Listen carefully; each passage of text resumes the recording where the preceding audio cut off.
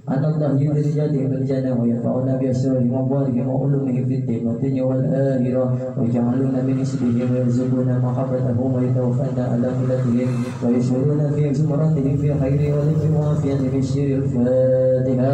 أعوذ بالله من الشيطان الرجيم. بسم الله الرحمن الرحيم. الحمد لله رب العالمين الرحمن الرحيم مالك يوم الدين. إياك نعبد وإياك نستعين اهدنا الصراط المستقيم صراط الذين أنعمت عليهم غير المغضوب عليهم ولا الضالين. الفاتحة إلى رشدنا المحجر الله أحمد بن شاو إلى رشدنا الأستاذ الأعظم الفقيه المقدم محمد بن علي بعلوي وصولهم وفروهم ونوهم عليهم أجمعين. أن الله يغفر له ويرحم ويهويه لدرجاته في الجنة ويرفعنا بأشرار وأموالهم وعظمهم في الدين والدنيا والآخرة. الفاتحة. أعوذ بالله من الشيطان الرجيم. بسم الله الرحمن الرحيم. الحمد لله رب العالمين الرحمن الرحيم مالك يوم الدين. إياك نعبد وإياك نستعين اهدنا الصراط المستقيم صراط الذين أنعمت عليهم غير المغضوب عليهم ولا الضالين. الفاتحة إلى سيدنا وحبيبنا وبركتنا صحيح رديف في الأنفاس الحبيب عمر بن عبد الرحمن الوطاس وإلى رشي علي بن عبد الله البراش ثم إلى الحبيب عبد الرحمن بن أكل الطاس إلى الحبيب حسين بن عمر الطاس وإخوانه ثم إلى أكل عبد الله والصالح بن عبد الرحمن الطاس ثم إلى الحبيب علي بن حسن الأطاس إلى الحبيب أحمد بن حسن الأطاس وصولهم وفروهم وداوله عليهم أجمعين. أن الله يغفر لهم ويرحمهم ويهدي درجتهم الجنة ويدفعنا بأسرارهم وأموالهم وعلومهم ونفعتهم في الدين والدنيا والآخرة. الفاتحة. أعوذ بالله من الشيطان الرجيم. بسم الله الرحمن الرحيم. الحمد لله رب العالمين الرحمن الرحيم مالك يوم الدين. إياك نعبد وإياك نستعين اهدنا الصراط المستقيم صراط الذين أنعمت عليهم غير المغضوب عليهم ولا الضالين. الفاتحة إلى أرواح الأولياء والشهداء والصالحين والأئمة الراشدين وإلى أرواح والدينا ومشايخنا وداويهم علينا عليهم أجمعين. ثم إلى أرواح أموات أهل الهدي بلدة من المسلمين والمسلمات. أن الله يغفر له ويرحمه ويهدي درجاته بالجنة ويدعو علينا من أسرارهم وأموالهم وعلومهم من بركتهم في الدين والدنيا والآخرة. الفاتحة. أعوذ بالله من الشيطان الرجيم. بسم الله الرحمن الرحيم. الحمد لله رب العالمين الرحمن الرحيم مالك يوم الدين. إياك نعبد وإياك نستعين اهدنا الصراط المستقيم صراط الذين أنعمت عليهم غير المغضوب عليهم ولا الضالين. الفاتحة بالقبول والتمام من كل سوء والمأمول والصلاة الشأن ظاهرا وباطنا في الدين والدنيا والآخرة دافئة لكل شر جالبة لكل خيرنا وخير لنا ولوالدينا وأولادنا وأحبابنا ومشايخنا في الدين مع اللطف والآفية والنية أن الله ينور قلوبنا وقوالبنا مع الهدى والتقى والأفى والغنى والموت على دين الإسلام والإيمان بلا مهنة ولا امتهان بحق سيدنا والذي أدناني وعلى كل نية صالحة وإلى حضرة النبي محمد صلى الله عليه وآله وسلم. شير الفاتحة. أعوذ بالله من الشيطان الرجيم. بسم الله الرحمن الرحيم. الحمد لله رب العالمين الرحمن الرحيم مالك يوم الدين.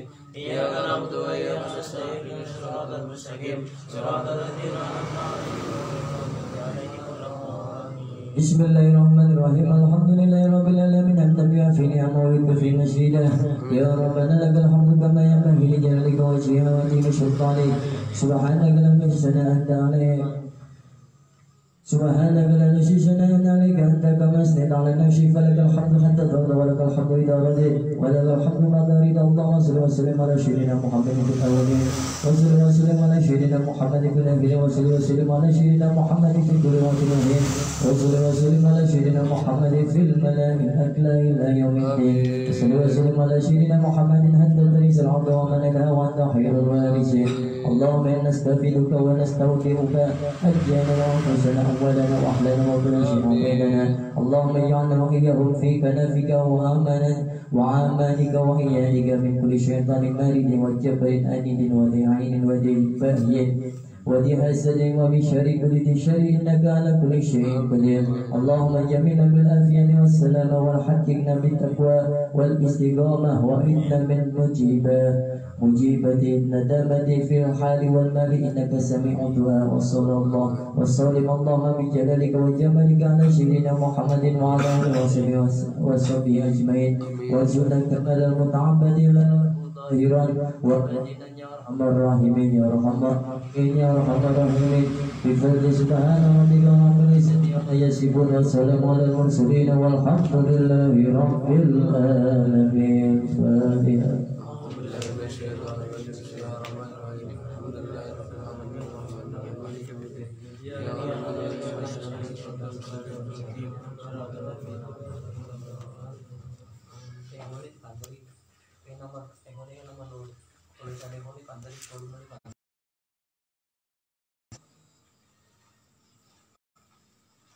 Allahumma sholli ala Muhammad wa ala ali sayyidina wa maulana Muhammad. Assalamualaikum warahmatullahi wabarakatuh. Waalaikumsalam warahmatullahi wabarakatuh. Alhamdulillahirabbil alamin.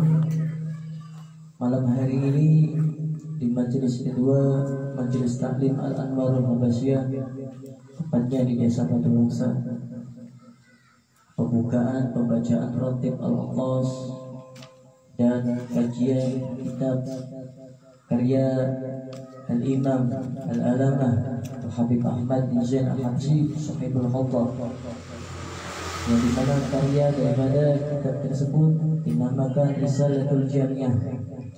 Kitab Risalatul Jamiah diijazahkan langsung dari ulama Hadramut yang datang ke majelis kita, yaitu beliau Al-Syarifullah bin Abdul Rahman Al-Mukhdar, atau yang biasa kita kenal Syekh Mudar, mengijazahkan untuk saya dan untuk kita semua kitab Risalatul Jamiah, karya daripada Al-Alama Al-Habib Ahmad bin Zain Al-Habsyi Hadramut.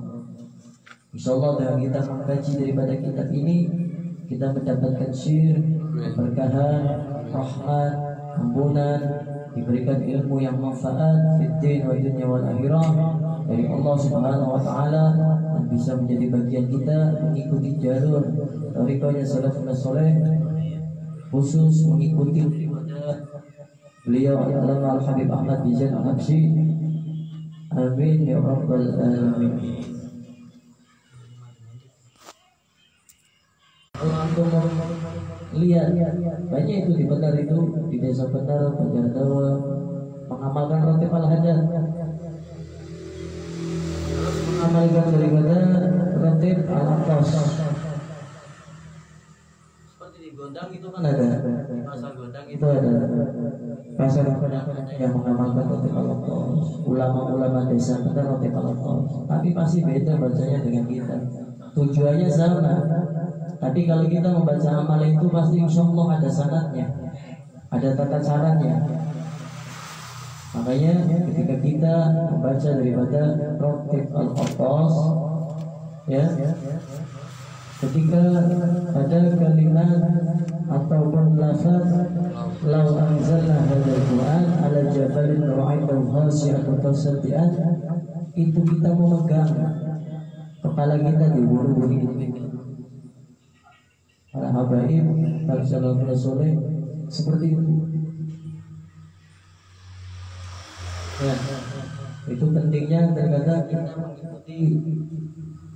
kita mengikuti daripada jalurnya salafus saleh atau majelisnya para habaib. Kalau kita membaca Ratib, ada caranya, walaupun tujuannya sama, amalkan Ratib, apa itu Ratib Al-Hadad, apa itu Ratib Al-Atas, apa itu Maulid, tiba Maulid Syukur, karena itu kan ikut habaib pasti beda.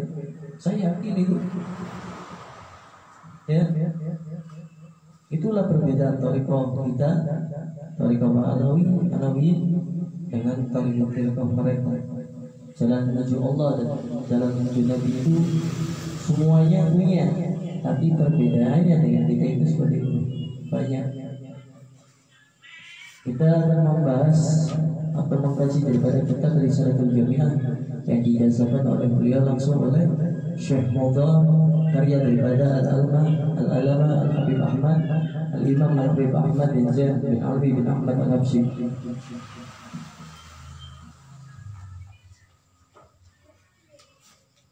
Kitab daripada salafus saleh para habaib pasti diawali dengan pujian, ya. Alhamdulillahirabbil alamin, hamdan yafi ni'amah wa yukafi mazidah, wa sallallahu ala sayyidina Muhammadin wa ala alihi wasallam. Qala Rasulullah sallallahu alaihi wasallam, talabul ilmi faridatun ala kulli muslim. Wa qala sallallahu alaihi wasallam, man salaka tariqan. Ya. Jadi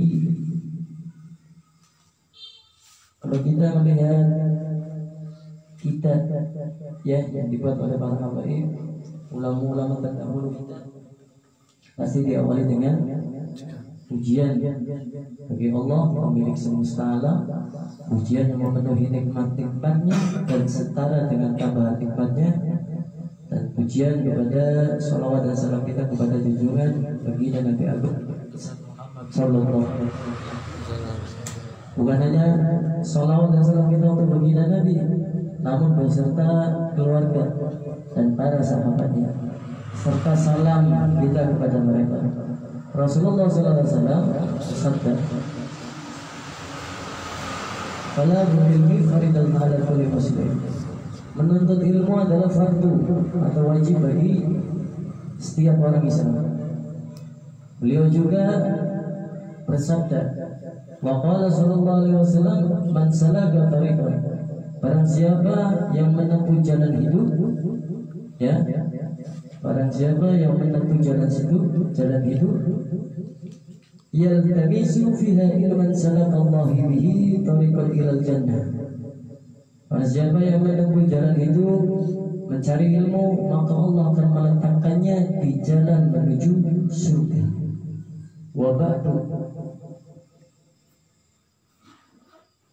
fahadihi masailu muhtasyaratun min ba'dil kutubil hujjatil Islam. Kitab ini, buku ini adalah ringkasan ya dari pembahasan yang sebagian besar terdapat di sebagian kitab Hujjatul Islam, yaitu karya daripada Al-Imam Al-Ghazali radhiyallahu anhu. Qaliban man arafaha wa amila biha narjulahu min Allah an yakuna min ahli ilmi zahiran wa batina wa billahi taufiq. Barang siapa yang memahami dan mengamalkan, maka kami mengharap kepada Allah. Ini kata Imam Al-Ghazali radhiyallahu anhu. Barang siapa yang belajar ilmu, memahami dan mengamalkan, maka kata Imam Al-Ghazali radhiyallahu anhu, maka kami itu mengharapkan kepada Allah agar menggolongkannya sebagai orang yang berilmu, ya, sebagai orang yang berilmu zahiran secara lahir, wa batinan secara batin, ya, wa billahi taufiq, hanya milik Allah lah taufik, ya, pemilik daripada taufik ialah Allah Subhanahu wa taala. Didoakan oleh para salafus rasul, terutama pencipta daripada kitab Risalatul Jami'ah, dan didoakan oleh Al-Imam Al-Ghazali yang mempelajari ilmu, memahami dan mengamalkannya, maka akan didoakan oleh beliau-beliau agar kita digolongkan sebagai orang yang berilmu secara lahir dan batin. Wabillahi taufiq. Dan taufik atau kemudahan itu milik Allah Subhanahu wa ta'ala. Ya.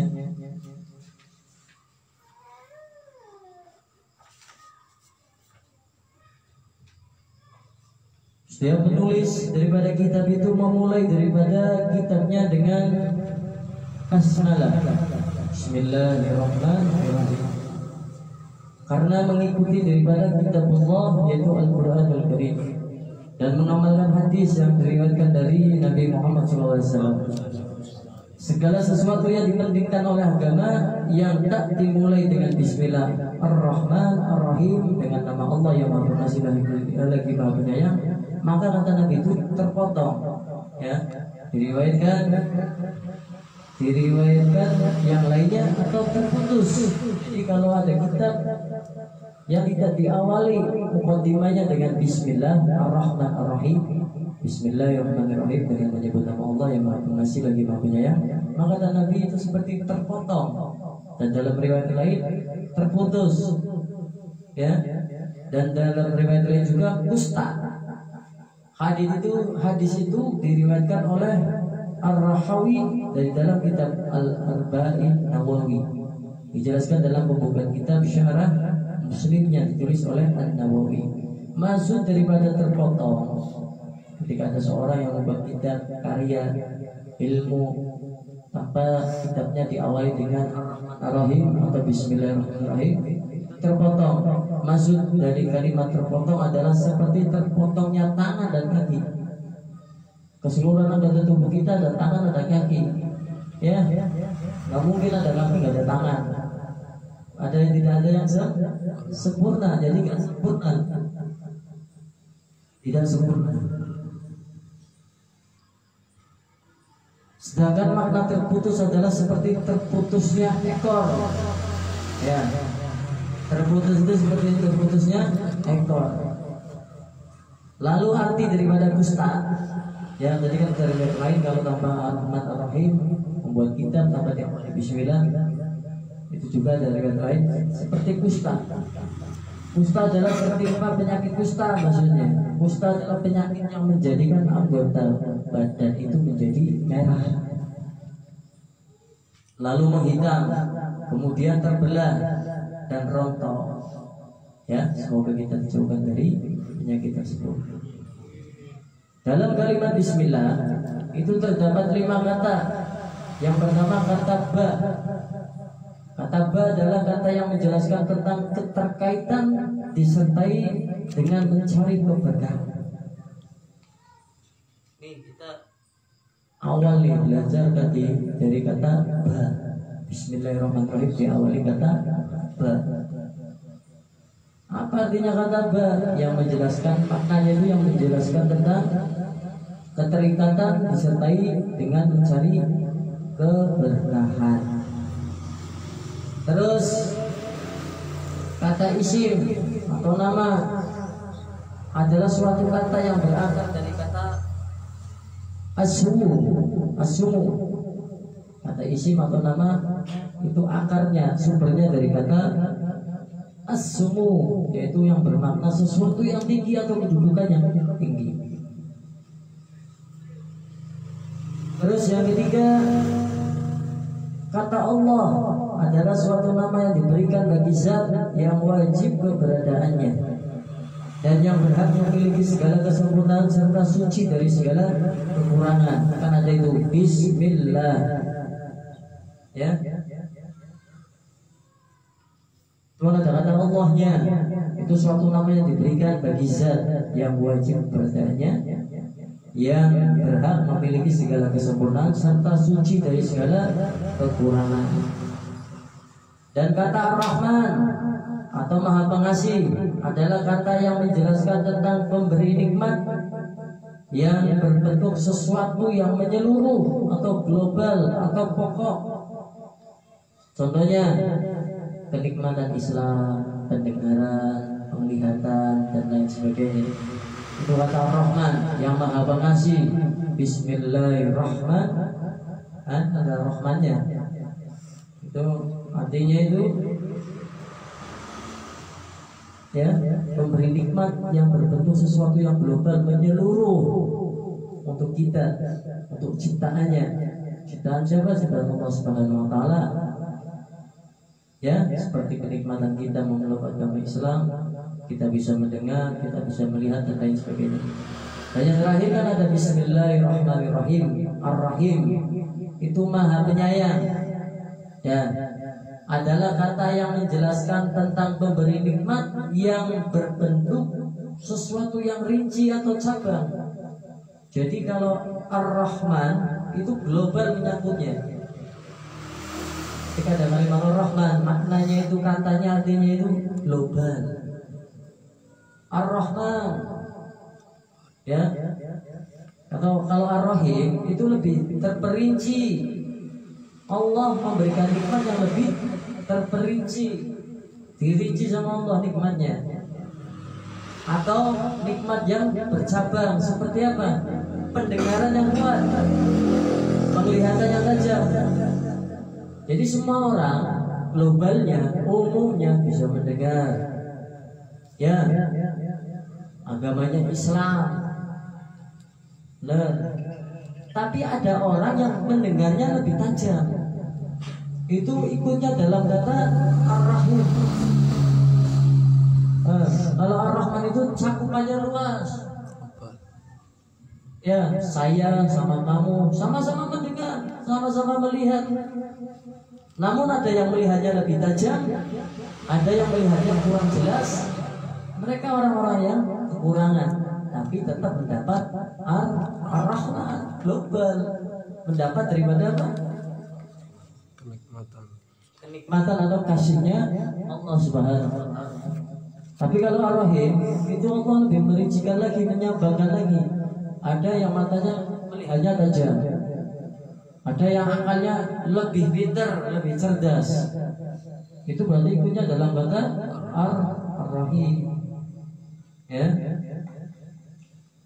itu taklim kena, bahasa roti taklim. Tahun deh, istiqomah. Sombong. Ya, nanti ketika saya meninggal, jadi nanti ketika saya meninggal, ilmu ini yang kamu dengarkan ini, yang kamu catat nih, nanti kamu bakal melanjutkan tugas saya. Di samping anak-anak saya melanjutkan tugas saya, ketika saya sudah tidak ada waktu di dunia, masa hidup saya habis, nanti yang meneruskan siapa? Orang yang ngaji dengan saya. Maka saya berharap kalau bab tentang menuntut ilmu, kalau bisa diusahakan hati ini. Ya, bayangkan nih, ada orang Gondang, ada orang Kedung Banjar, baik lagi-lagi perempuan. Itu kapan waktunya nanti kalau saya meninggal? Insya Allah ilmunya manfaat. Yang perempuan bisa jadi ustadzah, memberi manfaat kepada keluarga, tetangganya, kan seperti itu. Bisa pintar-pintar ngulang lah, ngulang apa? Ngulang membaca Quran. Buat ini tauhid, dasar, fikih dasar seperti ini saya kaji malam ini kita bisa terjadinya. Yang dibenar laki-laki, emangnya kamu kan enggak? Kamu kan nanti bakalnya gede besar. Ketika sudah besar, ya, sudah berumah tangga, berarti semakin dekat dengan kematian. Mau yang dicari apa lagi? Dunia dicari, ilmu akhirat dicari. Memberi kemanfaatan untuk orang lain juga kita beri, karena kita dari muda dididik untuk menuntut ilmu tanpa meninggalkan dunia, dan tanpa meninggalkan dunia, tanpa meninggalkan akhirat dengan menuntut ilmu dari muda dididik seperti itu. Nah, nanti orang yang mengajarkan ilmu itu nanti ada batas waktunya. Kapan waktunya saya meninggal? Jadi siapa lagi penerusnya kalau bukan antum semua? Para thalabul ilmi. Thalabul ilmi, ya, para penuntut ilmu. Jangan antum orang manfaat dari segi. Nanti kamu kalau sudah besar, nanti kamu akan merasakan. Ya, seperti itu. Itu. Tadi kan dalam basmalah terdapat 5 kata ya, kata ba, kata isim, nama, ya, kata Allah, kata Ar-Rahman, dan kata Ar-Rahim.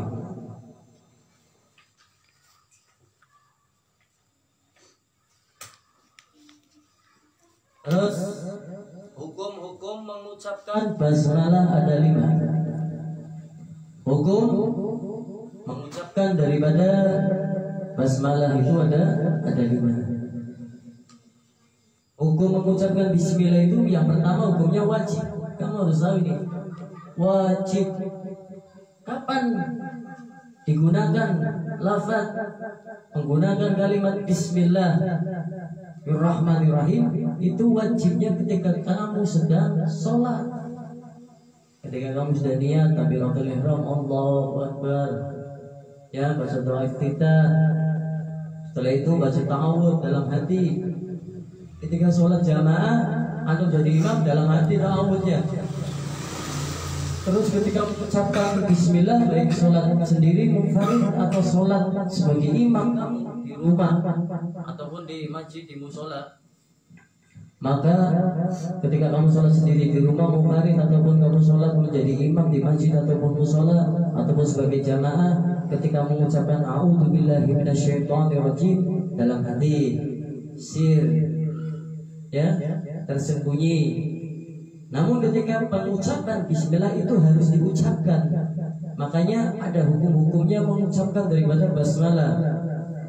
Itu hukum mengucapkan bismillahirrahmanirrahim itu ada 5. Yang pertama, hukumnya wajib ketika kamu sedang sholat.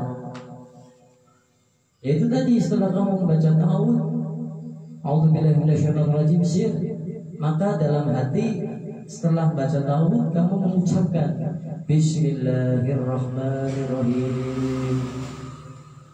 Kalau jadi imam, alhamdulillahirabbil alamin, arrahmanirrahim, maliki yaumiddin.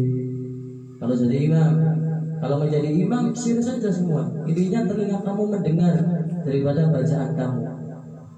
Kalau sendiri kamu sholat, jangan sampai ketika mengucap bismillahirrahmanirrahim telinga kamu gak dengar. Apalagi ketika kamu baca surat Al-Fatihah, telinga kamu gak mendengar. Diusahakan agar setidaknya sirnya di sini, tidaknya telinga kamu mendengar dengan bacaan surat Fatihah kamu dan bacaan bismillah kamu. Baca dalam hati. Karena hukumnya wajib mengucapkan bismillah ketika dalam sholat. Makanya jangan nanti akhirnya kembali seperti awal, terpotong, terputus, ya. Dan nanti kusta. Kusta itu membuat menjadi merah. Ketika badan sudah menjadi merah, hitam, kemudian terbelah. Itu penyakit kusta. Terus hukum mengucapkan basmalah yang kedua ialah sunnah. Sunnah pada setiap perbuatan yang dipentingkan agama. Ya. Hukum mengucapkan basmalah yang kedua ialah hukum sunnah. Kapan itu? Pada setiap perbuatan yang dipentingkan agama. Contoh apa? Sunnahnya itu tadi ketika kamu menciptakan, membuat sebuah karya kitab, ya, kitab fikih, kitab, maka diawali dengan bismillah. Terus ketika kamu hendak makan, sunnahnya baca bismillah. Dan ketika hendak mengenakan pakaian, sunnahnya baca bismillah. Itu hukum mengucapkan bismillah. Yang kedua sunnah. Wajibnya ketika kamu sedang sholat.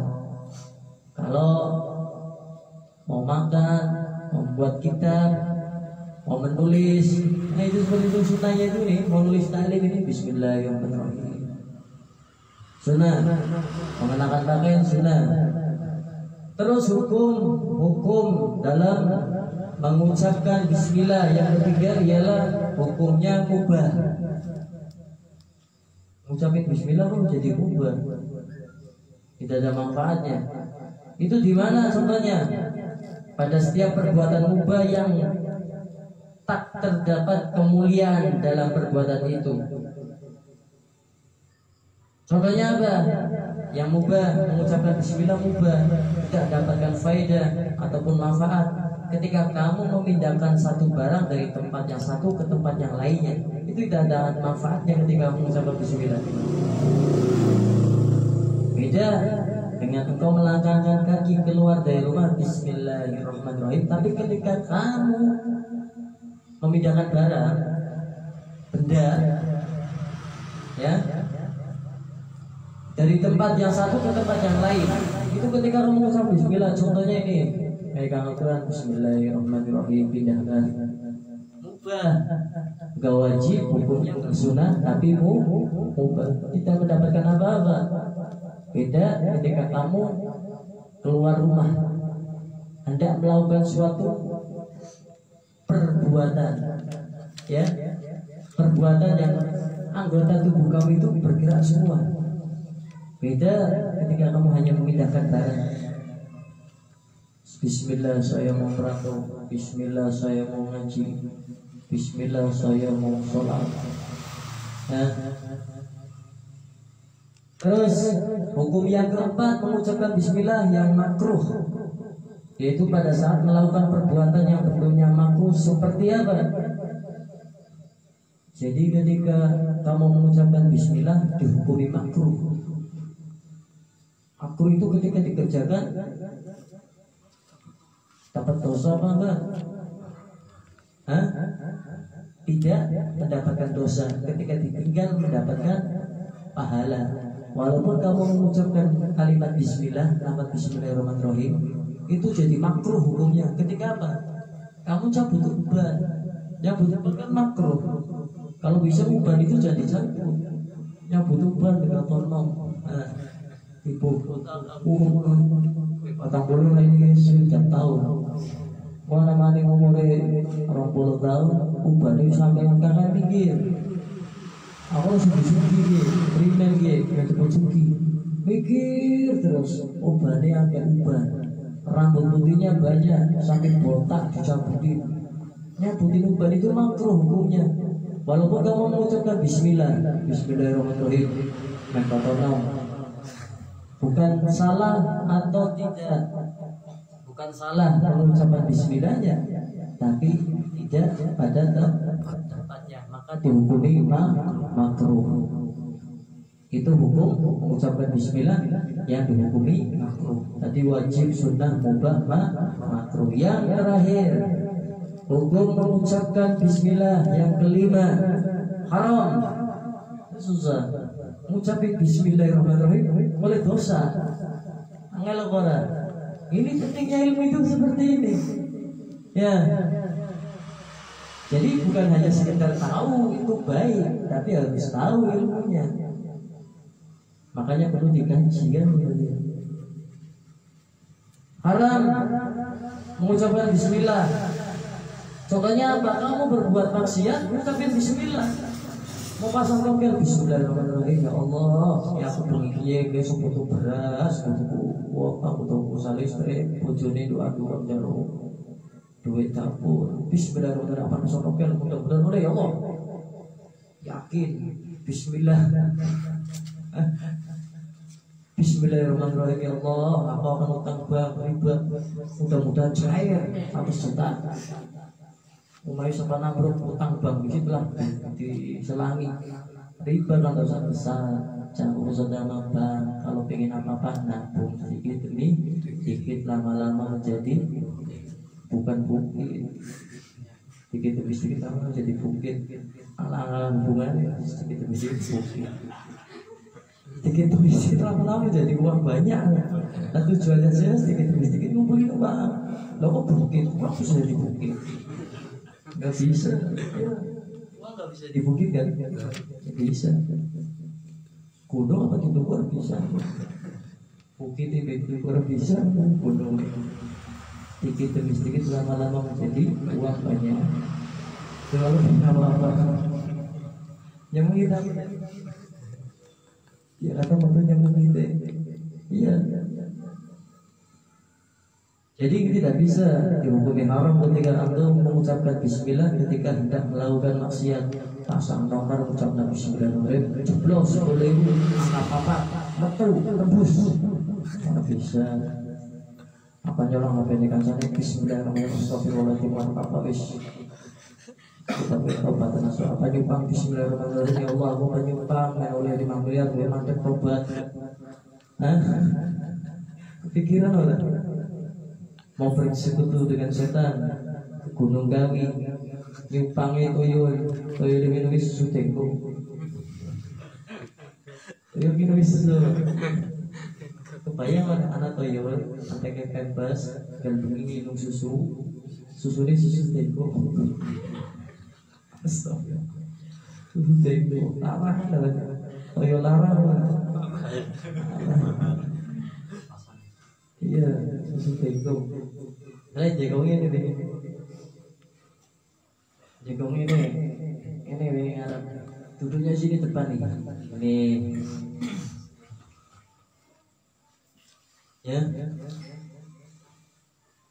Jadi ketika kamu hendak berbuat maksiat lantas kamu mengucapkan kalimat lafaz Bismillahirrahmanirrahim, maka Allah akan memberikan, kamu akan dijatuhi daripada hukuman haram atau berbuat dosa.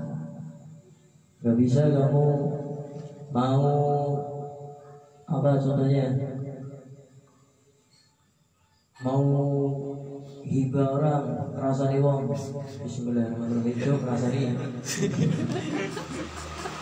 aku sakit men ya contohnya aku sakit men karo eliru goya terus tiga Aisyah sing awali dan jum bismillah di situ nama Allah yang mengasih lagi orangnya bismillahirrahmanirrahim rasani dosa mengucapkan bismillah itu dosa ya kalau tidak ada bermanfaat. Terus syarat-syarat agar memulai perbuatan dengan bismillah atau basmalah, sebenarnya lafaznya kan bismillahirrahmanirrahim, tapi kalau orang itu jadikan basmalah.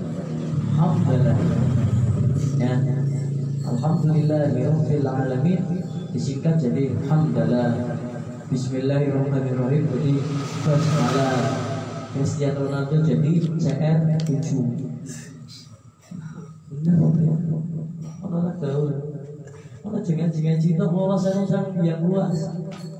Ya, Cristiano Ronaldo singkat jadi CR7. Kiai Haji jadi KHPT. Ustadz jadi USTD. Ustadzah jadi USTDZH. Jadi orang Indonesia itu suka menyingkat-nyingkat, senangnya nyingkat-nyingkat. Makanya orang Indonesia kebanyakan pendek-pendek. Selain nyingkat-nyingkat, pendek-pendek.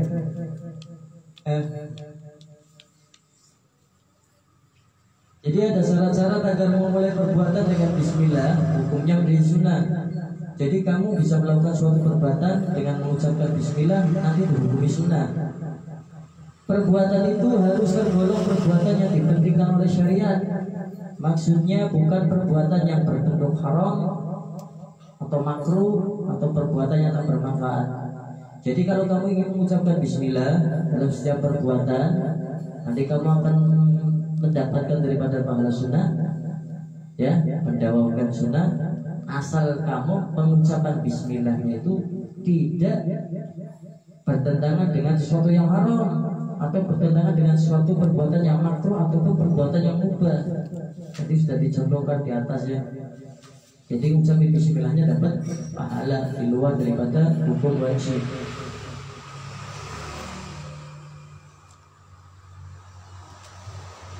Ya, itu yang pertama itu syarat-syarat agar memulai perbuatan dengan basmalah hukumnya menjadi sunnah. Terus syarat yang kedua, bukanlah perbuatan zikir yang murni yang tak tercampuri dengan yang lain. Syarat yang kedua, kamu mengucapkan bismillahirrahmanirrahim mendapatkan pahala sunnah mengikuti baginda Nabi, bisa dihitung sebagai pengamalan sunnah ketika ya. Jadi ketika kamu berzikir, itu zikirnya yang tak tercampuri dengan yang lain. Contohnya seperti zikir tasbih dan tahlil. Karena murni zikir maka tak disunahkan, gak bisa kamu bismillahirrahmanirrahim la ilaha illallah la ilaha illallah. Kalimat tasbih seperti apa? Gak bisa mengucapkan subhanallah, kamu bismillahirrahmanirrahim subhanallah subhanallah, gak dihitung sunnah. Kan itu tasbih dan tahlil itu zikir yang murni. Kalau tahlil bagaimana? Gak bisa ya. Makanya hakun afdul dzikri fa'lam anna. Gak bismillahirrahmanirrahim la ilaha illallah. Nyata orang mono Yasin ya, la ilaha illallah. Terus berikut hakun. Bismillahirrahmanirrahim. La ilaha illallah. Nah, itu zikir Murni. Karena itu zikir murni. Ketika kamu ditambahkan kalimat Bismillahirrahmanirrahim, maka tidak dianggap itu sebagai sunnah mengucapkan Bismillah. Karena itu zikir murni, maka tak disunahkan sebelumnya membaca basmalah. Terus bukan perbuatan yang oleh syariat tidak ditentukan permulaannya dengan selain basmalah. Contohnya apa? Ya, perbuatan yang oleh syariat tidak ditentukan permulaannya dengan selain basmalah. Coba apa contohnya? Kamu ngucapin Bismillah, ya, terus tidak dihitung sebagai amalan sunnah.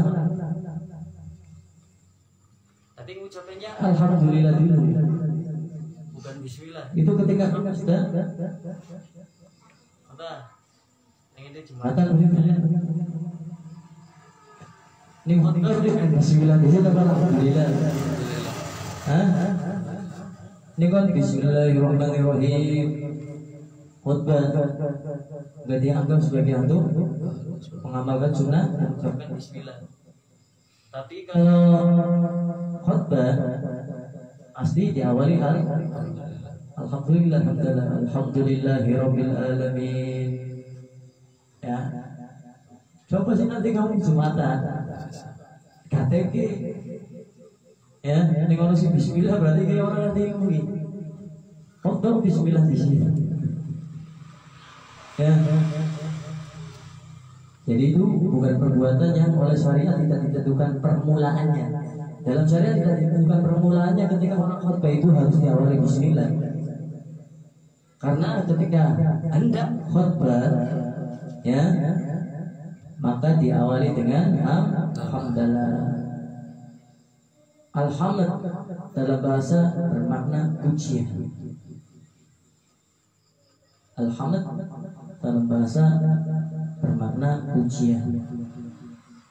Ya, Alhamdulillah, pujian. Sedangkan definisi Alhamdulillah adalah perbuatan yang menyuarakan keagungan. Ketika kamu mengucapkan Alhamdulillah, Alhamdulillahilladzi, ya, boleh cuma tadi. Ini kan ya orang Bismillah, Bismillahirrahmanirrahim. Benar orang? Hah? Alhamdulillah. Kan seperti itu sih. KTK. Oh iya. Orang KTK, iya. Orang itu Bismillah, Alhamdulillah langsung ya. Katanya membuka segala sesuatu Bismillah. Ketika hendak melakukan perbuatan baik, Bismillah. Karena tidak ada permulaannya ketika hendak khutbah diawali Bismillah. Tidak pernah dinyatakan dalam syariat, dalam Islam. Tapi ketika hendak khutbah pasti didahului dengan Alhamdulillah, Alhamdulillahilladzi, baca Quran, baca surah, dan sebagainya. Jadi makna daripada Alhamdulillah itu perbuatan yang menyuarakan keagungan, memberi nikmat kepada para pemuji dan lainnya. Karena kedudukannya sebagai pemberi nikmat, jadi menyuarakan keagungan. Ketika kamu mengucapkan Alhamdulillah itu kamu menyuarakan keagungan, memberi nikmat kepada para pemuji dan lainnya. HP aku di HP. Ngomong ini HP-nya tolong corona. Terus hukum mengucapkan hamdalah ada 4. Kalau jenengan mengucapkan Alhamdulillah, Alhamdulillahirabbil alamin, ya, itu hukum mengucapkan Alhamdulillah itu ada 4. Kalau tadi hukum mengucapkan Bismillah, ya, kalau ini hukum mengucapkan Alhamdulillah.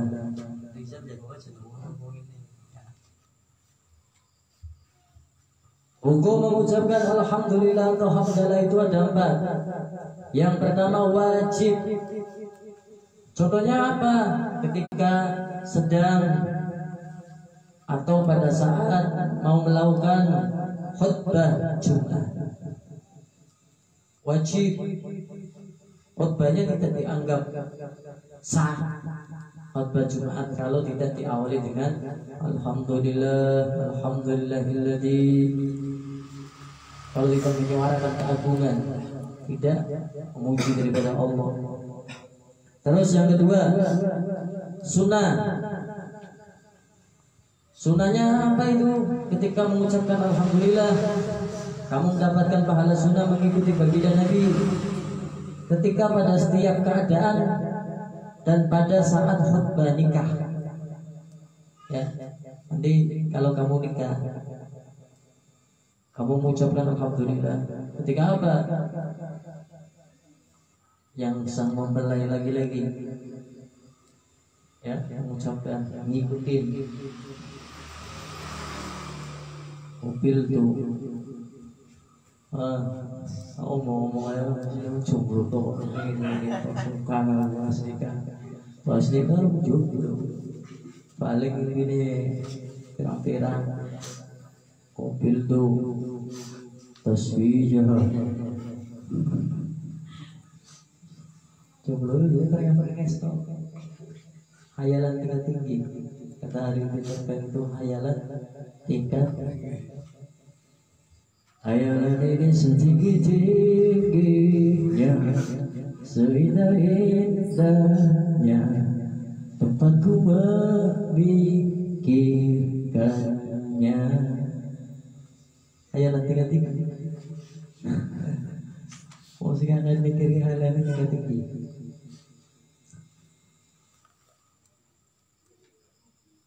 Jadi mengucapkan hamdalah itu hukum yang pertama wajib ketika saat hendak melakukan khutbah Jumat. Harus pakainya alhamdulillah, bukan bismillah. Terus kedua, hukumnya sunnah mengucapkan alhamdulillah, kamu akan dijatuhi mendapatkan pahala sunnah. Yaitu kapan? Pada setiap keadaan. Diberikan ujian, diberikan hadiah, diberikan jodoh, berikan makan, dalam setiap keadaanmu mengucapkan alhamdulillahirabbil alamin ya Allah, maka kamu akan dapat pahala. Maka biasanya mengucapkan bismillah dan alhamdulillah. Kamu sudah tahu tadi kapan waktu yang tepat untuk mengucapkan bismillah, yang hukumnya wajib, yang hukumnya sunnah, yang hukumnya makruh, yang hukumnya mubah, dan hukumnya haram. Oh, ini haram, jangan ucapin bismillah. Aneh gitu. Alhamdulillah ini wajib. Oh, ketika saya jadi orang yang sedang khutbah, oh, saya wajib ini harus mengucapkan alhamdulillah. Dapat pahala. Dalam setiap keadaan hukumnya sunnah. Terus dan terakhir tadi ya, sunnahnya ketika pada selesai daripada khutbah nikah. Saksinya sah, alhamdulillahirabbil alamin. Orang sah, aku mana nih, orang terima.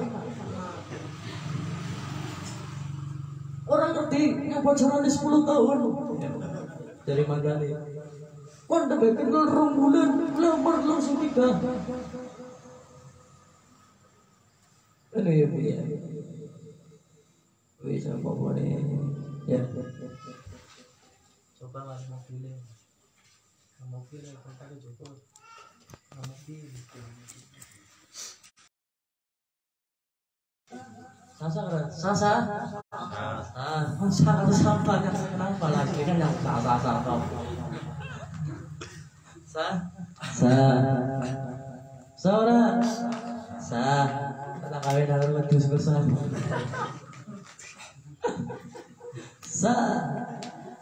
alhamdulillahirabbil alamin. Teman-teman nonton orang terimamu primen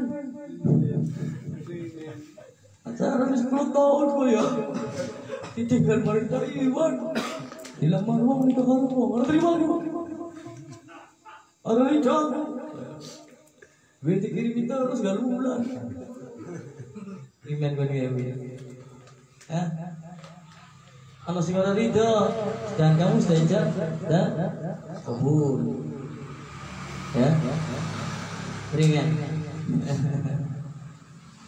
bahasa itu tinggal kok hayalan tingkat tinggi hayalan ini setinggi-tingginya seindah-indahnya tempatku memikirkannya.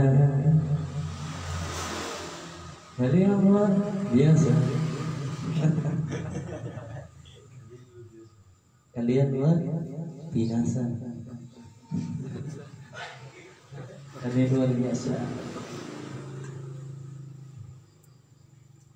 Terus hukumnya makruh mengucapkan alhamdulillah jika diucapkan di tempat-tempat yang kotor, yang najis, yang menjijikan. Contohnya di mana? Kamar mandi, tempat sampah, di pasar, yang jorok, yang kotor, di rumah yang kotor. Contohnya tak contohin, kamu belanja mau kontainer nanti mau ditambah tanggal 27. Belanja, tiba-tiba tanya, kamu ikut majelis itu ya? Ya ini saya mau kasih uang. Berapa? 10 juta. 10 juta. Ini orangnya dari kamar mandi nih, di depan kamar mandi. 10 juta. Di depan kamar mandi, masih di pelataran kamar mandi, di MCK pasar, dikasih alhamdulillahirabbil alamin, ana wong sing nyumbang go murid Nabi. Itu hukumnya makruh. Ning ora kono ngising. Kowe ngising, wonge besar, piye? Wetenge kan ono sing budel ya. Makane akeh tapi ora ono pembuangan. Ya. Malah sing di sana jadi kamar mandi. Bocah basi anak. Mesti diperacara mana kamar mandi. Tapi kamar mandi setengah jam, sejam orang tua ini. Anakku, Pak, masuk kamar mandi, buang air besar. Ini orang terkenalnya itu mampet. Terkenalnya mampet. Kayak peralami sini kan melatih dulu nih. Kalau yang peralami itu dalamnya itu tersumbat. Ya, masuk kamar mandi 3 hari. Bolak-balik kamar mandi tapi enggak kebuang gitu BAB-nya, kotorannya, gas besarnya. Sampai akhirnya masuk kamar mandi, modern.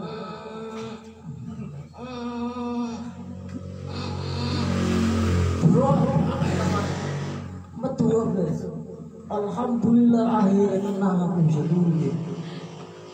Otongnya pelong, alhamdulillah ke kamar mandi. Ya, itu hukumnya makruh itu.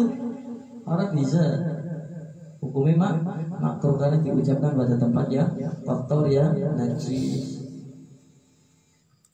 atau di tempat pemotongan hewan. Kayak yang kerjanya motong ayam, tutulah melu wong nang pasar bodang, melu wong jadi karyawan motongnya ayam kan. Tempat potong ayam ada darah kan najis, darah ayam, kotoran ayam. Makanya mau boleh tuh belek. Stop. Antum pegangnya bawang, baunya bawang. Antum pegangnya parfum, minyak baunya minyak. Unik ini. Pegangnya apa? Ya. Baunya. Bener sama salah saya. Tapi baunya ayam ya ini mulusnya cair terus kan tidak. Setiap hari ini penjaga kelas berat ini pemburu sakit sih. Gue ini udah sih. Tercelas itu tanpa pada bulu. Orang orang lanang tercelas tel. Pembunuh berdarah dingin ini. Sudah bunuh dimutilasi, dicabutin itu rambutnya. Ya. Terus kan akhirnya buka pemotongan ayam Suprapto. Pemotongan ayam Suprapto di pasar karena dulunya ikut motong ayam, tahu ilmunya, punya modal 20 juta buka memotong ayam, motong tempat 5 juta. Beli ayam sendiri dijual, dipotong sendiri. Pertama jualan sepi, sampai akhirnya satu minggu ada orang yang motong dan beli ayam. Pelanggan pertama baru dipotong, alhamdulillah. Ucapannya alhamdulillah di tempat pemotongan hewan. Jadi makruh itu hukum. Bodoh-bodoh berbuka tuku ayam Tahu tuku ayam paling mau jenah ayam semua sih sekilo 40.000 sih tak ibu ya. Contohnya ayam sama nggak boleh beli mana ayam sekelurku lu gara-gara nabi rolas waduh jadi boleh beli jalan mana ayam lu benar rolas begini berimen gue kon kulit kon murah ya akhirnya bangun tolong sih kan boleh beli kan udah ayam cepelutung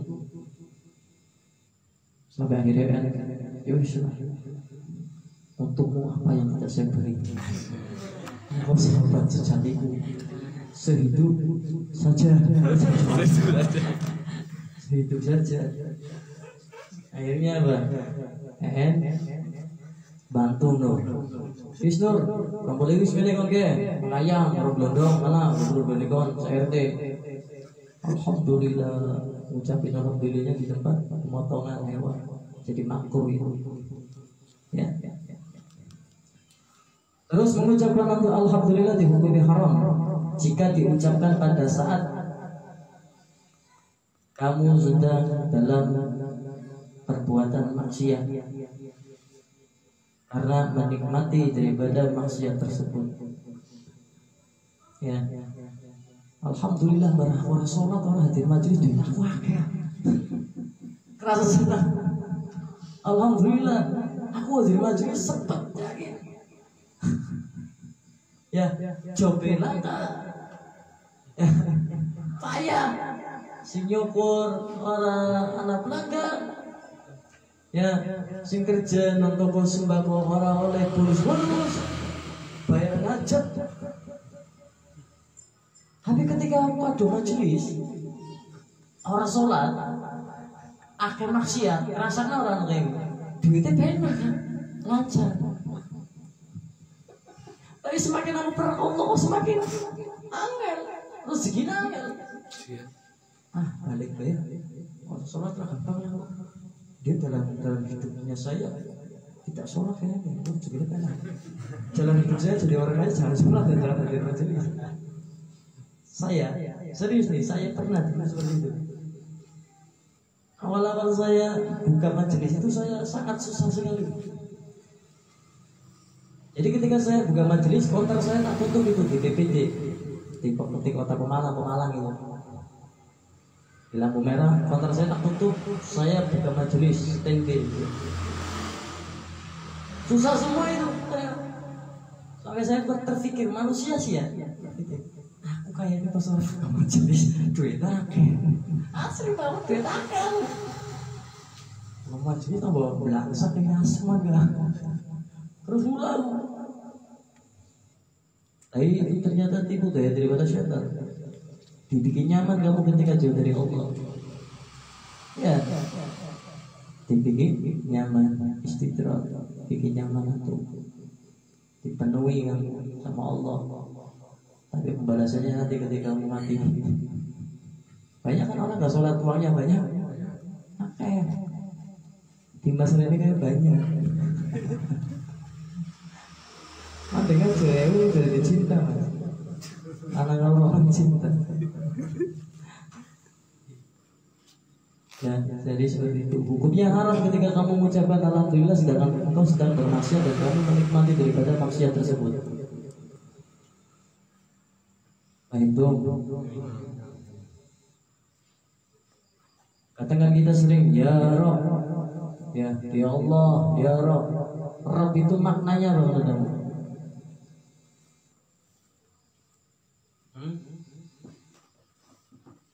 Makna Rabb itu apa? Ya Rabb. Apa?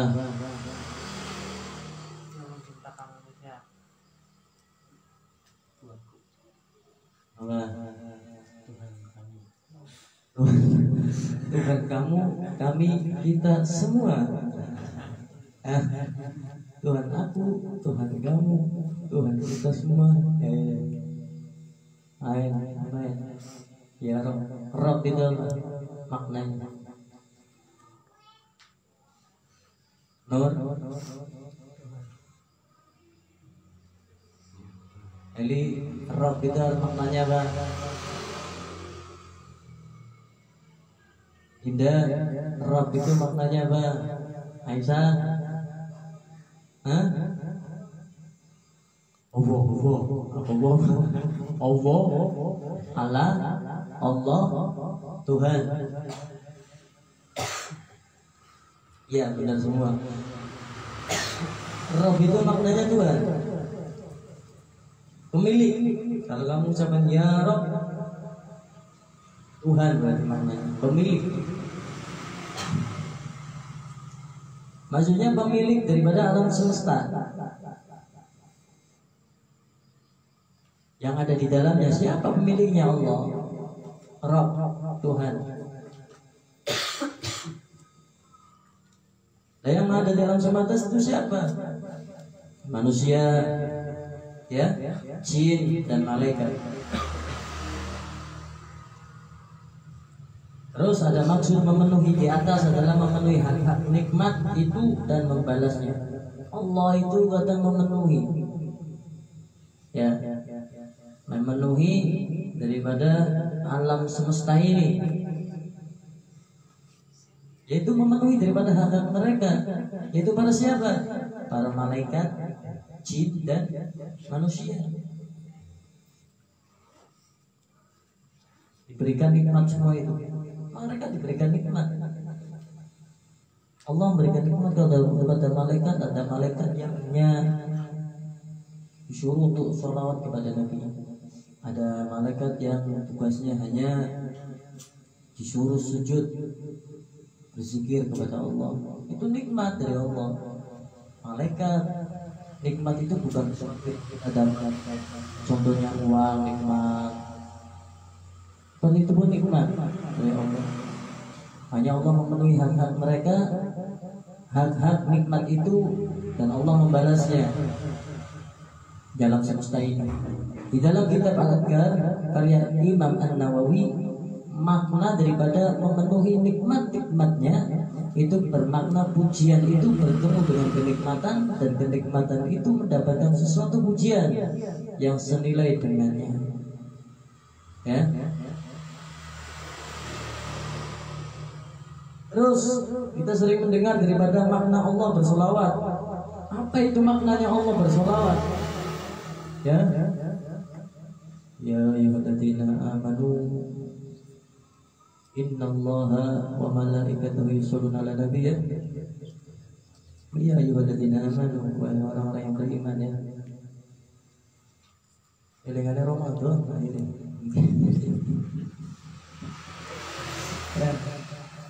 Innallaha wa malaikatahu yusholluna 'alan nabiy. Ya ayyuhalladzina amanu sallu 'alaihi wa sallimu taslima. Ada kalimat seperti itu.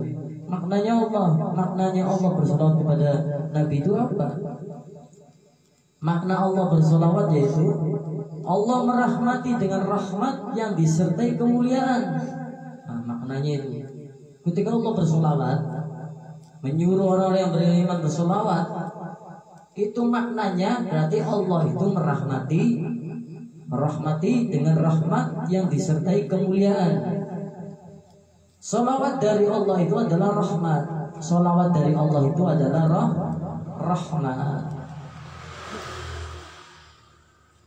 Dan salawat daripada malaikat adalah permohonan ampun. Jadi kalau malaikat ya, Allah dan para malaikatnya bersolawat dan memberikan salam penghormatan kepada Nabi. Makanya orang yang bersolawat itu diampuni dosanya.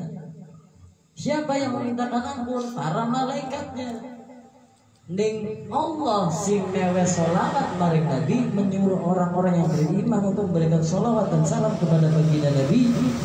Berarti Allah, makna Allah bersolawat itu Allah merahmati. Makanya orang yang bersolawat kepada Nabi banyak istiqomah, mendawamkan, membiasakan, maka Allah akan merahmati orang yang bersolawat tersebut. Karena makna daripada Allah bersolawat berarti Allah merahmati. Allah merahmati dengan rahmat yang disertai, bukan hanya rahmat saja, sudah dirahmati dan disertai dengan kemuliaan. Makanya wong sing sholawat, ya masya Allah, fadilahnya luar biasa. Apapun disolawati di sini nih. Kalau Allah, makna Allah bersolawat berarti Allah merahmati dengan disertai memberikan kemuliaan. Walaupun Nabi sudah mulia, dan itu untuk siapa? Untuk umat Nabi. Makanya Allah mencontohkan langsung, wahai orang-orang yang beriman, bersolawatlah kalian. Ya, para malaikatnya Allah pun bersolawat kepada Nabi, memberikan salam dan salawat kepada Nabi Muhammad SAW. Dan kenapa ketika orang bersolawat itu diampuni dosanya, dimintakan ampun? Kamu solawat, Allahumma sholli ala sayyidina Muhammadin wa ala alihi wasallam. Malaikat itu mendengar, lantas malaikat itu menyampaikan kepada Allah, lantas malaikat itu memintakan ampun dari dosa-dosa orang yang bersolawat kepada baginda Nabi Muhammad. Karena di sini dijelaskan bahwasanya ketika malaikat bersolawat, berarti malaikat itu lagi memohonkan ampun. Malaikat lagi memohonkan ampun. Nah, berarti malaikat memohonkan ampun biar Nabi dosanya hilang kan? Allah dan para malaikatnya bersolawat. Katanya kalau malaikat bersolawat berarti malaikat memohonkan ampun. Jadi Allah itu memberikan contoh langsung kepada umat baginda Nabi Muhammad, orang-orang yang beriman untuk memperbanyak solawat. Dan diantaranya Allah memiliki panglima tentara-tentara, yaitu para malaikatnya. Para malaikatnya pun disuruh Allah, hei para malaikat, solawat kamu, memberikan salam dan solawat kepada Nabi Muhammad, memberikan contoh. Disuruh Allah. Untuk siapa? Bukan untuk malaikat, bukan untuk Allah, kembalinya untuk umat Nabi yang beriman dan mau bersolawat kepada baginda Nabi. Makanya ada malaikat bersolawat, Allah bersolawat. Kalau malaikat bersolawat kepada Nabi, berarti ketika ada orang yang bersolawat kepada Nabi, malaikat tersebut, makna daripada malaikat bersolawat ialah memintakan ampunan. Kalau ada Allah yang bersolawat kepada Nabi, memberikan salam penghormatan kepada Nabi, berarti jika ada orang yang bersolawat kepada Nabi, berarti orang tersebut mendapatkan rahmat disertai kemuliaan. Paham? Dokter dalam solawat aja ya. Itu dalam Quran surat Al-Ahzab ya. Innallaha wa malaikatahu yusholluna 'alan nabi. Jadi seperti itu, ya ayyuhalladzina amanu. Makanya disebut ya ayyuhalladzina amanu, bukan ya ayyuhan nas, wahai manusia, tapi ya ayyuhalladzina amanu, wahai orang-orang yang beriman. Karena kalau nggak beriman susah mau sholawat. Bukan ya ayyuhan nas, wahai manusia, bersolawatlah kalian kepada Nabi, tidak. Ya ayyuhalladzina amanu, wahai orang-orang yang beriman, bukan ya ayyuhan nas. Jadi taklim mulai jam berapa? Sebenarnya taklimnya jam 10 rampung begini. Tapi ini mulai jam berapa? Itu ruangan jam 10. Nah ini taman loh. Taman Sentosa. Warga ini dukung soalnya, RT ini dukung. Nangin aku ininya di sini banyak lah, bentengnya banyak. Ya, orang tua kan kadang seperti itu. Perlu orang di balik layar kayak sutradara ya, bodyguard itu datang semua kesini. Orang siapa bebel, orang pocong orang. Ya, aku udah pocong kali ini tak singset. Pocong lah kali ini, anu ya, kedua ya, tali pocong. Ini orang dari muda. Bayangkan orang-orang pocong bidari ya, pocong bidari brel itu kenapa? Ya, dengan ada kuntilanak guyu ini udah mau ngerti, yang sing gue tarik rambutnya jago. Ya, ini maksudnya depan saja ini. Kuntilanak jambal, kamu orang. Saya itu lagi mendidik daripada akidah kamu tahu, biar gak takut sama seperti itu. Tapi dengan bahasa soft bercanda, ya coba harus saya bahasa. Ini aku ya, kamu terus kalau mesti di ini aku ya, nangis orang gertak lagi itu, kamu ngerti ini gas, tipu ya, bong biar ini ngomongin balas mati, dia boleh berbalik. Ya, ayo ceritanya horor dibikin bercanda, jadinya kamu gak tersugesti takut. Lihat kuntilanak jabat, daunnya itu ditarik. Kalau enggak kamu siapin cat, kan ada kuntilanak merah, kuntilanak putih, kamu dicat pelangi. Kuntilanak pelangi kan belum ada. Kuntilanak pelangi belum ada. Jadi seperti itu. Saya mengharap kalau Bang Umar ini kan Sokowati ya, kalau bisa jenengan nanti yang mimpin baca rote. Paling tua soalnya. Itu kalau abahnya Aisyah berangkat terus, biasa baca rote atos atau rote beradat, duduknya depan harusnya Pak. Iya, duduknya depan, baca saya nggak butuh bagus, baca saja yang penting benar bisa itu toh. Yang paling bisa baca baik. Bang Umar itu, jadi berkah seperti itu. Ya, harusnya seperti itu. Ya, oh ya, malam saya. Orangnya sih lah. Iya, wow ya, ini bahasa saya kan langsung. Iya. 10 ping 3 ping 13 ping 1003 orang ngerti artinya, orang ngerti jawabannya. 10 ping 3 ping 1013 ping kurangi sisi bagi berapa? Bagi 5 kurangi 3 pira hasilnya orang ngerti. 1 second ribu atau 1.000 pira. Timbas sih paling anu paham langsung 150.000 nih. Ya.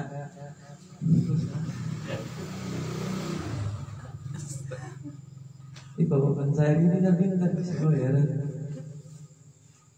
ibadat mangkat taklim saya seketewu sehingga hadir awal 1 second.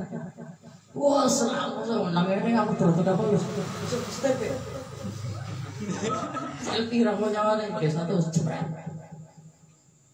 iso tadi secep ya lebih 15 menit biasa tuh cep gambarnya jodoh majelis kalau mau baca disiplin ya atau saya cair kamu enggak ilmu-ilmunya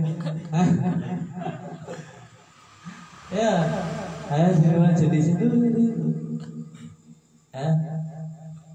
Pak siapa yang paling sebaik urusan gue ya lanjut kita tadi dalam kitab Al-Adhkar karya Al-Imam An-Nawawi yang menjelaskan makna ketika Allah bersolawat dan makna ketika malaikat bersolawat. Itu tadi kan makna daripada Allah bersolawat, dan yang kedua makna daripada malaikat bersolawat, dan ketika makna daripada manusia bersolawat, ya. Sedangkan solawat dari manusia itu adalah permohonan dan doa. Hanya ada sahabat Nabi yang doanya hanya permohonannya hanya solawat. Doanya mau solawat dari awal sampai akhir Di awal, pertengahan, akhir sholawat semua. Kalau sholawat dari manusia itu adalah permohonan dan doa. Hanya kalau bisa berdoa diawali sholawat, di pertengahannya sholawat, diakhiri sholawat. Biasanya kalau para habaib diakhiri sholawatnya seperti wassallallahu ala sayyidina Muhammadin wa ala alihi wa sahbihi ajma'in. Al-Fatihah. Ini kan berdoa ya. Wassallallahu ala sayyidina Muhammadin wa ala alihi wa sahbihi ajma'in. Al-Fatihah. Saya kalau doa seperti ini, ya Allah ya Rabb ya Arhamar Rahimin Al-Malik Al-Qudus Salam Al-Mu'min Al-Muhaimin Al-Aziz Al-Jabal Al-Qadir. Intinya Asmaul Husna saya sebut sekelingani pada waktu ini. Langsung Allahumma shalli ala sayyidina Muhammad wa ala ali sayyidina Muhammad. 3 kali saya biasanya. Setelah itu baru doa minta permohonan. Nanti pertengahan doanya, ya Allah aku ingin tuku tanah 100.000 hektar. Ya, aku baru langsung lakukan Allah Rasulullah Muhammad wa ala ali sayyidina Muhammad. Yang kedua mani, aku jaluk mani kan, permohonan mani kan apa sih doanya? Ya Allah, aku ingin faza ini bagus. Mali bantar gitu. Hah? Soalnya faza kayak ayu di bandar, ya faza dendeni kayak dilistiki, dicelaki, di eyeliner, ya, di bulu mata. Nanti ini bunga desa, bunga pengadukan. Akan aku ngomong ya mudah-mudahan saja tambah bagus, kan bagus. Soalnya pandeng ayu sih, kan pandeng ayu kan. Di sini pikir pandeng itu mana. Apa ayu temenan jadi? Tapi saya melana. Ayu ya. Jadi nanti setelah selesai doa lagi maka wassalamualaikum Muhammadin wa ala alihi wa sahbihi ajma'in. Al-Fatihah. Doa diawali sholawat, diakhiri di pertengahannya sholawat, diakhiri sholawat. Tadi jam berapa? Hah? Mulai jam berapa? Setengah 9. 10 menit lagi selesai, ya.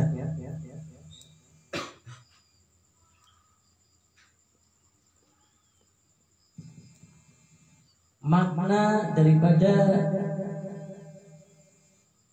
junjungan atau sayyid.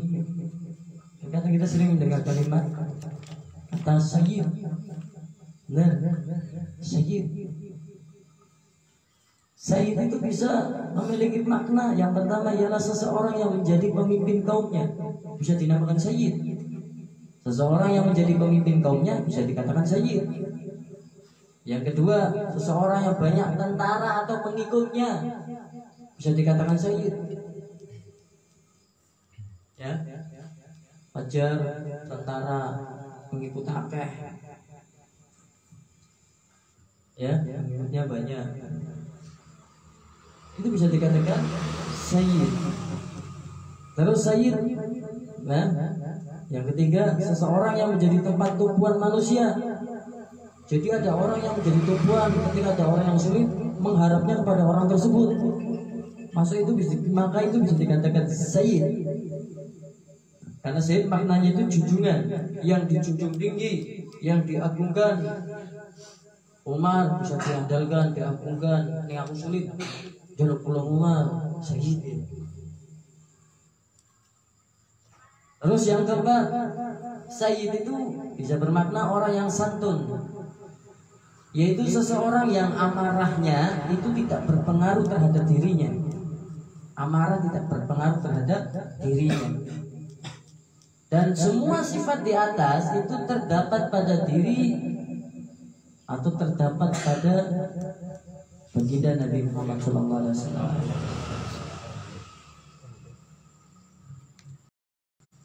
Ya.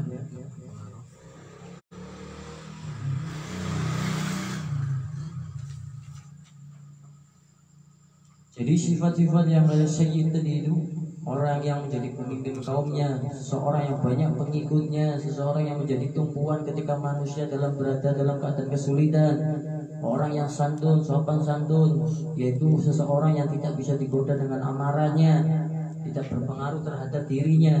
Ono sing gawe jengkel pada awake dhewe orang. Ya semua sifat itu ada pada dalam diri Nabi Muhammad SAW. Kalau nama Muhammad, ya kita kan tahu kan Nabi kita namanya Muhammad SAW. Muhammad itu adalah Muhammad itu isim maf'ul, ya. Muhammad isim maf'ul. Jadi kata benda yang berbentuk objek. Kata benda, kalau kamu sekolah dulu pasti ada kata kerja, kata benda. Kalau dalam bahasa Arab ya, kalau antum madrasah dulu itu nggak ada TPG sih. Saya madrasah, ini madrasah, singake. Saya kan TPG-nya singake. Kalau dulu orang ngaji itu di madrasah, ya madrasah di kampung-kampung banyak dulu. Kalau sekarang TPG tahun pendidikan Al-Quran. Kalau dulu madrasah kan. Muhammad adalah isim maf'ul, kata benda yang berbentuk objek. Jadi maknanya itu seseorang yang melimpah sifat-sifat terpuji di dalam dirinya. Lalu kata itu ditetapkan sebagai nama bagi junjungan kami Nabi Muhammad SAW. Beliau baginda Nabi Muhammad SAW itu anak daripada Abdullah bin Abdul Muttalib bin Hashim bin Abdul Manaf bin Qusay bin Hakim bin Murrah bin Ga'ad bin Lu'ay bin Ghalib bin Fihir bin Malik bin An-Nadar bin Kinanah bin Huzaimah bin Mudrikah bin Ilyas bin Mudhar bin Mudhar bin Nizar bin Ma'ad bin Adnan. Nyambungnya kalau Nabi Muhammad SAW ke Nabi Ismail alaihissalam. Makanya kalau kamu lihat, saya cari foto itu sanad nasabnya Nabi itu kan ada itu sampai ke Nabi Ismail alaihissalam. Adnan itu ikutnya anaknya.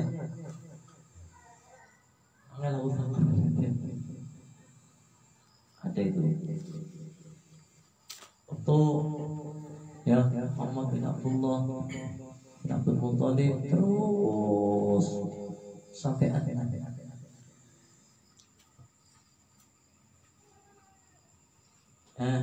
Paham ya tadi ya? Dan beliau baginda Nabi Muhammad SAW itu penutup segala kenabian. Jadi dia ada nabi lagi setelah ini. Wis mau nabi makanya coba percaya nih kok anak nabi liane ya. Nabi siapa? Nabi Nur Hasan. Benar. Nabi siapa? Wahdi. Nabi Wahdi Al-Jabuti. Astagfirullah. Nabi siapa? Anas Mosak-Mosek Al-Wana Rejani. Anas Mosak-Mosek Al-Wana Rejani. Kamu harus meyakini itu. Jangan sampai kamu tidak menyadari bahwasanya Nabi itu penutup dari segala kenabian. Pun sudah tahu orang Islam, tapi masih ada yang mengikuti.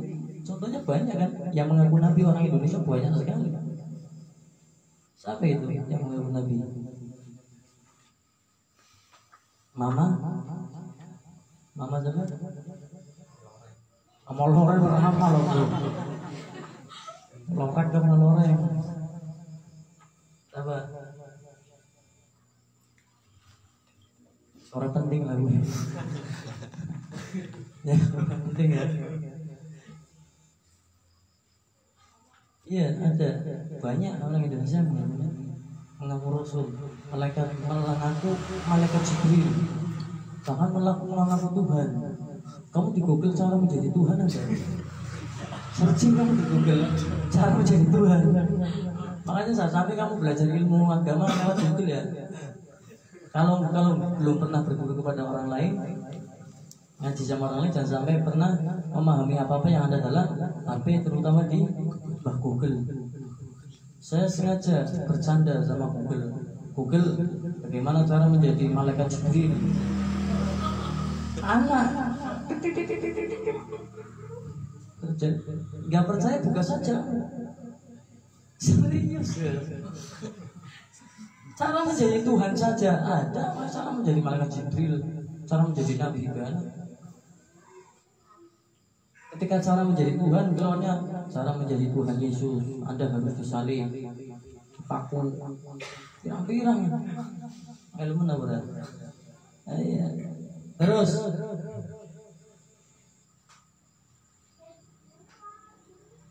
keluarga Nabi itu adalah orang-orang yang beriman dari kalangan Bani kabilah Hashim, ya, dari kabilah Hashim dan Bani Muthalib. Kabilah. Jadi keluarga Nabi itu orang-orang yang beriman daripada kabilah Hashim dan kabilah Bani Muthalib. Sahabat, ya, tadi kan sudah membahas tentang syahid, ya. Terus sahabat, kita sering mendengar kalimat sahabat. Sahabat itu dalam bahasa Arab berarti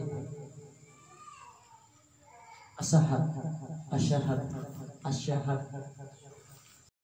Ya, asyahab itu kata jamak daripada as-sahabi. Mereka adalah orang-orang yang bertemu dengan Nabi dalam kondisi beriman kepadanya dan wafat dalam kondisi beriman pula. As-sahabi, ya. As-sahabi, sahabat, sahabi. Kalau bahasa Arabnya as-sahab, atau jamak daripada as-sahabi, as-sahabat, sahabi. Itu para sahabat itu yang bertemu dengan Nabi dalam keadaan beriman dan wafat juga dalam keadaan beriman. Maka dikatakan sahabat itu banyak sahabatnya, banyak sekali. Ya. Jadi bukan hanya untuk tertuju pada 4 sahabat, banyak sahabatnya. Intinya yang melihat Nabi, dia beriman kepada Nabi, bertemu dengan Nabi, beriman kepadanya sampai yang meninggal pun dalam keadaan beriman, itu dikatakan sahabat ketika pada zaman Nabi. Makanya banyak dari sahabat Anas, ya, dari sahabat Abu Hurairah radhiyallahu anhu, kan seperti itu.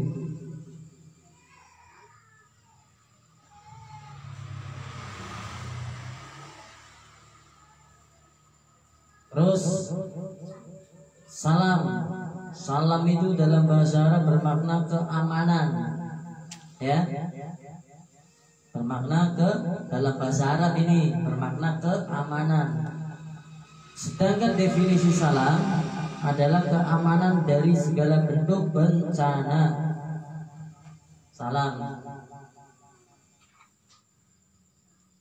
Terus tadi kan kita ada kalimat faridatun ala kulli muslim.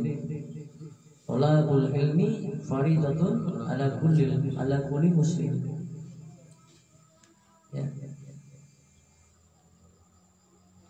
Tadi kan kita membahas tentang yang dibuka dengan sholawat kepada Nabi, Allahumma sholli ala sayyidina Muhammadin, ya, wa ala alihi, ya, beserta keluarga, wasahbihi, dan para sahabat. Dan tadi saya jelaskan Muhammad itu isim maf'ul, kata benda yang berbentuk objek, bermakna seseorang yang melimpah sifat-sifat terpuji di dalam dirinya. Ya, kalau keluarga, nah tadi Nabi Muhammad SAW itu dari Bani kabilah Hashim dan Bani Muthalib, keluarganya yang beriman. Makanya kalau kita kan doakan kayak gini, Allahumma sholli ala sayyidina Muhammadin wa ala alihi wa sahbihi wa sallim ataupun wasallam. Wa ala alihi itu bermakna keluarga. Maksudnya gimana keluarga Nabi itu dari kabilah mana? Orang-orang yang beriman dari kabilah Bani Hashim dan Muthalib. Wa ala alihi keluarga itu, wasahbihi berarti para sahabat. Dijelaskan di sahabat. Sahabat dalam bahasa Arab as-sahab, kata jamak dari as-sahabi. Ya, mereka adalah orang-orang yang bertemu Nabi dalam keadaan beriman kepadanya, dan ketika meninggal pun ia dalam keadaan beriman kepada Nabi Muhammad. Maka dikatakan sahabat. Ya, ini kan wa ala alihi wa sahbihi wasallam. Ini membahas salam. Kalau salam dalam maknanya itu ialah keamanan. Kan itu kalau mau ceramah seperti itu. Ya. Alhamdulillahirabbil alamin wassalatu wassalamu ala Rasulillah sayyidina wa maulana Muhammad ibni Abdillah wa ala alihi washabbihi. Ya seperti itu. Nah, ini saya jelaskan maknanya.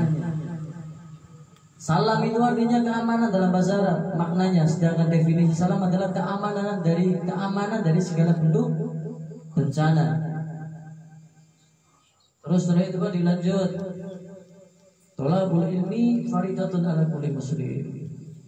Yang dimaksud dengan kalimat menuntut ilmu dalam hadis di atas adalah ilmu yang tidak diizinkan bagi setiap mukallaf atau setiap hamba yang terkena kewajiban menjalankan agama, yang memiliki kemampuan untuk mempelajarinya untuk tidak mengetahuinya. Jadi setiap hamba yang mukallaf yang sudah mendapat tanggungan kewajiban untuk mengetahui ilmu tersebut tapi nggak mau belajar, maka berdosa itu. Makanya orang yang belajar itu jangan mengenal tua muda, dari ia dilahirkan sampai ia beliang lahan. Ya, hanya hukumnya wajib fardu ain. Karena kamu seorang yang mukallaf mendapat tanggungan, ya, kewajiban untuk apa? Sholat, ya, harus tahu ilmunya sholat. Zakat, harus tahu ilmunya zakat. Puasa, harus tahu ilmunya puasa. Jadi seperti itu. Dan ilmu yang diwajibkan itu adalah ilmu akidah. Akidah kamu harus dipelajari, tauhid, ya, akidah.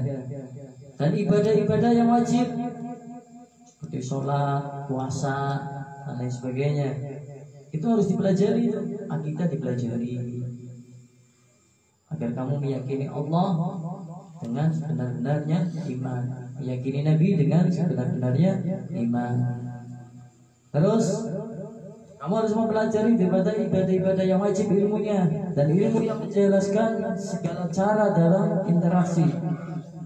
Contohnya dalam ilmu fikih, bab tentang jual beli, kamu harus tahu. Saya kan bukan pedagang, bukan penjual, kamu pembeli. Jadi harus tahu hukumnya jual beli. Kamu bukan penjual, kamu pembeli, kamu harus tahu hukumnya, ilmunya jual beli. Walaupun kamu pedagang ataupun penjual, bukan itu, tapi kamu mau pembeli, berarti harus tahu ilmunya pembeli. Kalau penjual ya harus tahu ilmunya penjual. Makanya ada hukum jual beli dalam fikih. Itu nanti ada kitabnya, nanti setelah itu rampungin perempuan, nanti nyambung. Ya, kitab bab 1 saja, kitab 1 juz 1 saja belum selesai. Makanya seorang yang fikih, insya Allah, ya, syariatnya benar dalam menjalankan ibadah kepada Allah Subhanahu Wa Taala dan Nabi Muhammad. Ilmu yang diwajibkan itu adalah ilmu akidah, ibadah-ibadah yang wajib, dan ilmu yang menjelaskan segala cara interaksi pergaulan seperti jual beli yang diwajibkan serta meninggalkan hal-hal yang dilarang. Kamu juga harus mencari ilmu, mengetahui, mempelajari ilmu-ilmu yang dimana melarang seorang hamba itu dari perbuatannya tidak baik. Kan banyak sekali. Contohnya kayak tadi, bismillah ternyata bisa jadi haram, ya. Saya ngucapin bismillah jadi haram, bukan dapat pahala tapi dapat dosa. Mengucapin alhamdulillah bukan dapat pahala, dapat dosa. Nah itulah, dengan ilmu kamu akhirnya tercegah dari perbuatan yang maksiat atau yang tidak baik. Itu harus dipelajari bagi seorang yang mukallaf. Terus di sini kan ada ala kulli muslim, ya. Maksudnya apa dari kata setiap orang Islam atau Muslim? Kan orang yang menuntut ilmu itu wajib hukumnya bagi setiap muslim, ala kulli muslim, bagi setiap muslim. Itu maknanya ialah mencakup orang Islam selama ia Islam, baik laki-laki ataupun perempuan. Maka dikatakan ala kulli muslim. Thalabul ilmi fardhatun ala kulli muslim. Wajib bagi setiap muslim, baik laki-laki ataupun perempuan, menuntut ilmu. Hadis ini diriwayatkan oleh beberapa jamaah sekelompok ahli hadis, di antaranya adalah Ibnu Majah nomor 224 halaman 224 ayat 1 ayat 1 sampai 81. Ya. Terus Waqala sallallahu alaihi wasallam man salaka tariqan. Kan di sini jelaskan tadi ya, setelah talabul ilmi fardhatun ala kulli muslim, wa qala sallallahu alaihi wasallam man salaka tariqan.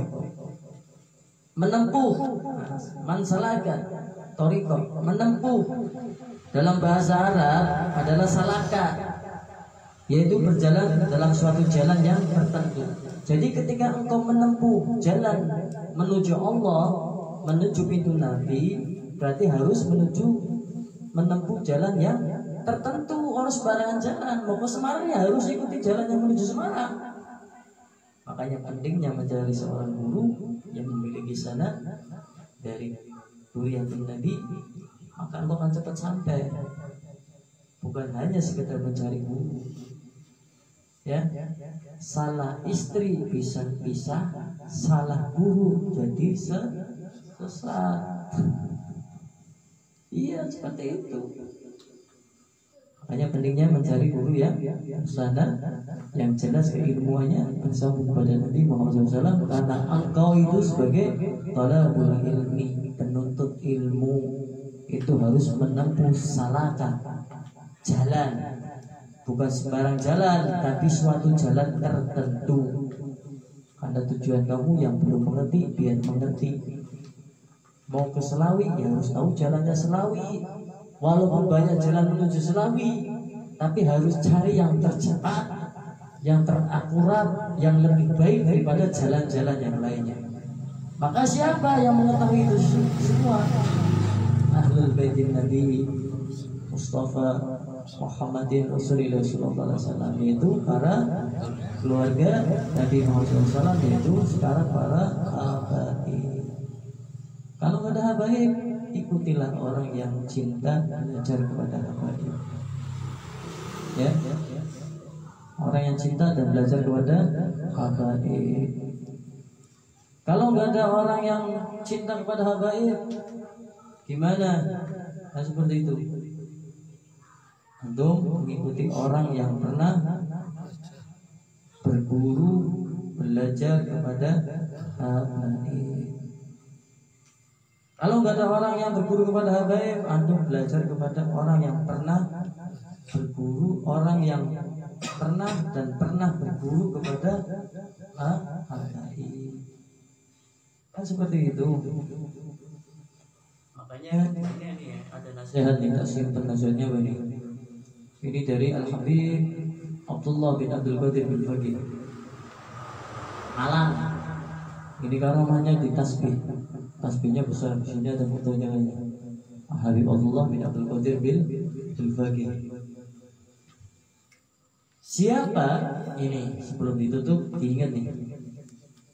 Siapa yang belajar ilmu agama kepada keluarga Nabi, dalam kurung para habaib, dan siapa yang belajar kepada orang yang pernah belajar kepada keluarga Nabi atau para habaib, maka ia akan dijauhkan daripada api nerakanya Allah Subhanahu wa ta'ala. Wallahu a'lam bishawab. Wabillahi taufiq wal hidayah. Assalamualaikum warahmatullahi wabarakatuh. Ya Rabbana tarafna bi'anana tarafna wa 'annana asrafna la asrafna fatub 'alaina rabbana tasir